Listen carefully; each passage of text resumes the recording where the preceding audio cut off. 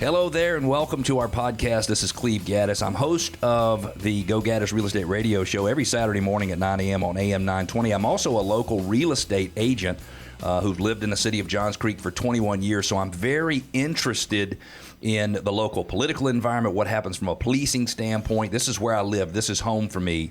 And I have two very special guests. I have Brian Weaver, who has been a close friend of mine for 20-plus years, and I'm honored to have you here, 37-year veteran of Fulton County and Johns Creek Police Department. I've always admired your service. I also have a gentleman who happened to be my roommate in the Johns Creek Leadership Program, Paul Michaud, who is also recently retired. Both of you guys have retired from the police department in the last year. Is that correct? That's correct. Yeah. So you maybe more like 2 years, yeah, Brian, more like 2 years. Yep. Yes. And then you 1 year. So I'm really excited to be here. Now, I want to kind of set up the scenario.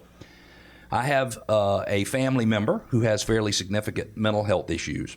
My sister and I have been dealing with this situation now for 4 or 5 years. Paul, right. You know, Brian, you know, and there's just not a lot of help. So what happens is the mental health issues wind up being dealt with by law enforcement and or even sometimes in the prison system, and they're not capable. They don't have the ability to really solve the problem. And so I think what we're going to talk about today is an important initiative in the city of Johns Creek in partnership with the state of Georgia to help in situations where people have mental health illness. And so, Paul, I'd like to start out with you. And why don't you just tell me a little bit about the program? And then, Brian, feel free to comment, chime in anywhere you want to. Sure. So looking back, I guess it was probably 2004 with Fulton County Police. Yep. There was an initiative. Actually, the chief volunteered me to go to Memphis Police Department to hear about a program called the Crisis Intervention Team. Okay.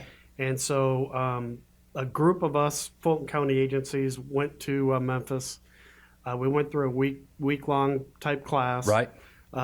We met with a lot of mental health professionals, doctors, went through the training, and with the hope to bring it back to Georgia. Got it. How long had that program been in place, if you don't mind me asking? It had been several years. It had. Yeah, it had been very successful. It was the Memphis model, yeah, which is kind of known nationally. Yeah. Other agencies throughout the country have looked at the program, and the gist of the program. And let me ask, I'm sorry to interrupt, Sure. but what does that mean for the program to have been successful? Like as a person who supports Sure. the city of Johns Creek with tax dollars in the state Right. of Georgia, I like to know that money is being spent well. What made it successful? I'm sure you know. Well, basically the partnerships. Okay. Looking back in law enforcement and mandate training, Okay. as we know, we never were provided mental health training. We're not even Skills. sure everybody has mental health. Right. In the police. Sorry, that was a joke. No. Sorry well, I mean, you're absolutely right. department. Everybody doesn't have the training, and exactly like everybody doesn't have the experience. That's exactly right. That's exactly right. So Paul was unique himself in being the coordinator, being one of the first instructors for the C.I.T. training here in the state of Georgia. Wow. So once he received that training, he became one of the trainer of the trainers. Yep. He was the coordinator here in the city of Johns Creek, and also one of the coordinators with Fulton County Police. That was his specialty as part of his experience, and he was one of the trainers. So initially, when we started Johns Creek Police Department, we realized at the same time that possibly 1 out of every 5 calls that Johns Creek Police were dealing with persons in distress. Wow, 20% of all the calls. Or wow. a person that was dealing with some type of mental illness. Uh-huh. And most of the time, we received calls from family members, and they were dialing 911 for help, because that means something's escalating. Something has escalated, or that person have been self-medicating themselves, and they're not doing it the way it's prescribed to be. Yeah, which, by the way, is a huge problem in mental health stuff, because as soon as they start taking the whatever medication to solve the problem, then they think they don't have a problem, and they stop. And I'm not a doctor, and I shouldn't be making comments like that, but it is so very common. Hey, if you've just joined us, you're listening to a podcast. I'm Cleve Gaddis. I'm host of the Go Gaddis Real Estate Radio Show every Saturday morning at 9 a.m. on AM 920. I've got Paul Michaud in the studio with me today, and I've also got Brian Weaver. Brian, you actually happen to be running for mayor If anybody's watching the video, they can see it on your shirt. And this is not something where we're saying the Johns Creek Police Department or the initiative we're talking about is supporting you as mayor whatsoever. But I do want to put it on the record right now that you have my full support for your candidacy for being mayor of Johns Creek. I've known you for a long time. Whenever I need advice on how to be the best parent I can possibly be, you are the one I run to, and you have always been very gracious to take care of me. So let's go back and keep talking about the program. So, Paul, you went to Memphis. You learned about a new program that will take the police force, put them in partnership with, I would assume, individuals who work for the state of Georgia. Tell us about that. So basically, the partnership involved not only the police, but the mental health professional community. Okay. One of the biggest parts of the program is the training aspect. Okay. So being that law enforcement had never had that type training. Right. And when I talk about training, I'll explain exactly the breakdown of the specific skills that we teach police officers. Okay. And one of them, the main one, is de-escalation. Okay. You know, how to de-escalate a situation that you might encounter. And it's a very specific skill set. So it's interesting. So what you might do with a person who has no mental health issues might be to actually escalate a little bit to get them to back off or calm down. But maybe if you do that with a person who's not mentally stable, then the opposite happens. Right. Is that right? Is that it's a layman's term, but I mean, you kind of, that makes sense. They have triggers. Yes. And those triggers are usually initiated by a response from law enforcement, because if law enforcement is not trained in that C.I.T area, then they don't recognize those triggers. And if that person becomes violent, it could be something that I'm not going to say the police caused it, but they certainly didn't help it. They didn't solve the problem. Right. It could be tragic. Right. Or result in a serious injury. Yes. In fact, I think I remember us having some incidents that ended in a not a very good ending in the city of Johns Creek that I think might have been mental health related. Absolutely. If I remember correctly. Paul, go ahead and continue on. So basically, with the training, the first part of it's a 40-hour course. Okay. And the first part of the week, specifically, we bring doctors in to talk about brain disorders and what they mean, and kind of like a medical type training on specific disorders. And then what happens is we basically interact with the partnerships, meaning NAMI is a big partner when we started it. Yeah, very good organization. Right. Great resources there that we needed to know about as law enforcement being out there. And then also, like I said, I mentioned before, I know the GBI director, Vernon Keenan, was very instrumental in trying to put this initiative back in the day started. The first part of it is the training, and then we get into more of the specific de-escalation skills. Okay. And how to do that, the importance of doing that, your body language, your environment. And then what we do is we do a lot of role playing. Okay. So then we actually put scenarios together that are actually real life situations that have happened in the past. Right. And we run people through. And one of the biggest interesting thing, I guess, that was an obstacle for law enforcement is, again, we didn't have this type training in mandate. And now we're introducing communication skills to officers that never really got that training in the first place. And those communication skills might be good all the time. Like they might be good, not just with a person who might not be mentally stable, but I mean, sometimes police officers have never been really taught how to communicate in a very empathetic way, which is really probably what you're learning when it comes to this type of training. So what is the name of the initiative again? I'm sorry. Name of the initiative is the Mobile Crisis Unit. Mobile Crisis Unit. And so is it all just about training the local police officers to de-escalate, or are there other parts of the program as well? There's other components to it. Okay. That's just a small part is training the officers. And seems like a big part, a small part, but a big part. Yes. Exactly. So that happened in early 2000s, and then it kind of evolved. Okay. And what we had at Johns Creek is 20% of the officers within the department were crisis intervention team trained. Okay. Right. So that was very important. They had to volunteer to do that. We didn't want to. It takes a very specific skill set to be able to do that type of work. And then more importantly, these are the guys who are out there getting the calls for service. Right. They're out in the middle of the night.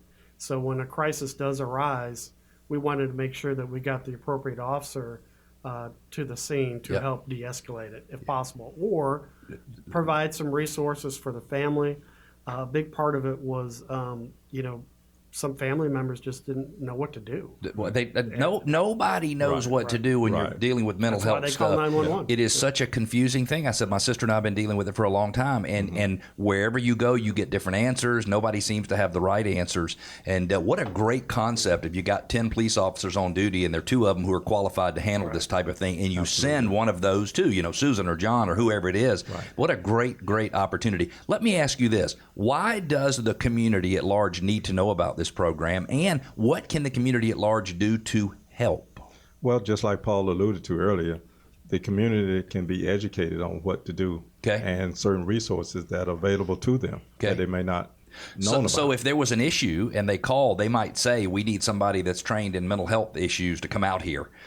Is that what you're talking about in terms of being a little more proactive and involved in the process? Well, they could if they have made their call before, but most people only make their call initially, just dial 911. Right. And they just crying out for help. Yeah. And then so we have to disseminate the information to the officers to make sure they understand what the call is all about. Yep. And a lot of times the supervisor on duty will make sure that there's a person who's trained, C.I.T. trained, what Lieutenant Michaud alluded to earlier, that has the experience to de-escalate that situation. Which is huge. And when you talk about being proactive, what we want to make sure is that rather than the worst case scenario, calls for service, whether it's somebody suicidal, to be able to be proactive and get the resources prior to that. For a couple of reasons, they've shown that research has shown that this type of training reduces injuries to citizens and officers. I would say, yeah. Okay, so that makes sense. Yeah, and it reduces calls for service, meaning that if you can handle a call appropriately the first time, rather than 10, 20 calls dealing with the same issues, and no resources being given for some form of closure or help or treatment. And ultimately, that's what we want to make sure is that we get the appropriate treatment so that that person can get help. The help they need. Because most people are what we call repeat customers. That's right. It's an ongoing issue. I mean, a lot of times those problems do not go away. Exactly. I mean, you can maintain them, you can manage them, but they basically do not go away. And that's why it's so important to have the behavioral health care technician riding with the police to deal with that. So that's part of the program too, is you'll have somebody who works for the state that will actually, okay, good. And so how does it get funded? The City of Johns Creek funds a portion and then there's a grant from the state or no? Grant from the state, totally funded by the state. It has no impact on the Johns Creek budget. Wow. That's why it was a win-win situation, and that's why I started the initiative once I found out about it that we could possibly start it, because there was no impact on the budget. The council unanimously approved it. Yep, love that. And I'm going to be honest with you, as a tax-paying citizen, this seems to me like one of the things we maybe should be paying for, because it's very, very important. I love that you got it absolutely free, but what a wonderful use of state resources. Well, you pay your state taxes, so it's That's true. That's true. That is true. You are paying for it, but not direct. So it's part of your state taxes that you pay for. Those are the sources and the resources that are available to you as a taxpayer. So we're just utilizing the resources that are available. And it's a win-win for everybody, because what you don't have police officers get injured. Yep. You don't have the family members get injured, or that person who needs the attention get injured. Yep. So we're trying to reduce. It's a win-win-win-win. It's not just 2 wins. It's win all the way around, family and everybody, which is amazing. Because you see so many incidents all over the country where that person is seriously injured or maybe killed sometimes. Yep. And it's unnecessary. We've only got about a minute left in the podcast. Any other final comments you guys would like to make? Well, I'd just like to say thank you for inviting us today. Oh, my pleasure. This is a very interesting and very needed topic of discussion. Yep. Our community was waiting for this type of resource to be available to it, and it releases the burden of the police officers. Yep. Because they don't have to get tied down with it. Paul can attest to that. A police officer is tasked with being a social worker. A lot of things way above their pay grade. Exactly. Yep. And so this reduces that possibility of them having to be a social worker, and reduces the possibility of a person being seriously injured or killed. Love that. Paul, any final comments? And I think, Brian, you talked about some of the frustrations in law enforcement. And that is one, is that it was frustrating not being able to help people. Yep. Because that's why we got into the line of work, is to help people. Yep. So what this has done is it's provided so many different added resources now that we could actually make a difference and actually help families out or point them in the right direction to be able to get some treatment so that it actually helps people. And that's satisfying with the law enforcement, and to be able to have these professional resources here now. Yep. You know, it's evolving even more day by day. And I think, you know, most of the country is realizing the mental health issues that we have. Yep. And that we don't have great resources to help solve those problems, but we certainly need them. We appreciate you listening. I'm Cleve Gaddis. I am a local resident of the city of Johns Creek, a local real estate professional, Go Gaddis, real estate group at RE/MAX Center. I'm joined in my studio today by Paul Michaud, a retired, I guess you were a lieutenant when you retired from the Johns Creek Police Department, and also Brian Weaver, who was a retired major from the Johns Creek Police Department. I think 37 years worth of experience in Fulton County and with the city of Johns Creek, who's also running for mayor. And I will close it out by saying he has my vote and the vote of everybody in my family. Thanks for joining us. Thank you. Thank you.